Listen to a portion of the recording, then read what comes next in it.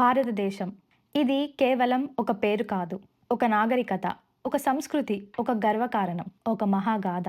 కానీ ప్రపంచంలోని ప్రతి దేశం మన దేశాన్ని తమ భాషలో ఒక ప్రత్యేకమైన పేరుతో పిలుస్తోంది. ఈ వీడియో చివరికి మీకు ఏ పేరు నచ్చిందో కమెంట్ చేయండి.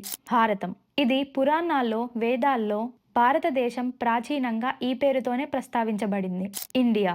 ఈ పేరు గ్రీకులు, ఫార్సీలు సింధు నదికి సంబంధించిన ఇండస్ పదం నుంచి తీసుకున్నారు.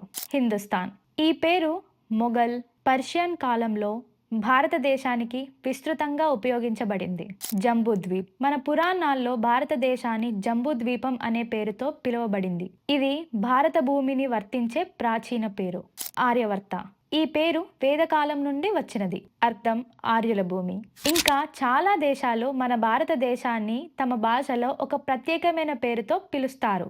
చైనా తియాన్జు అని పిలుస్తారు, అంటే దివ్య భూమి అని అర్థం. జపాన్ తెంజికు అని పిలుస్తారు, అంటే తేజస్సు నిండిన భూమి అని అర్థం. అరబ్ దేశాలు ఆల్ హింద్ అని పిలుస్తారు, అంటే సువర్ణ భూమి అని అర్థం. థాయిలాండ్ ఇంతియా అని పిలుస్తారు, అంటే జ్ఞాన భూమి అని అర్థం. ఒక దేశం ఎన్నో పేర్లు, కానీ ఎన్ని పేర్లు పెట్టినా ఇది జ్ఞానం, సంస్కృతి, శక్తి, భారతీయతకు చిహ్నం. ఈ పేర్లలో మీకు ఏ పేరు బాగా నచ్చింది? కమెంట్ చేయండి. జై హింద్, జై భారత్.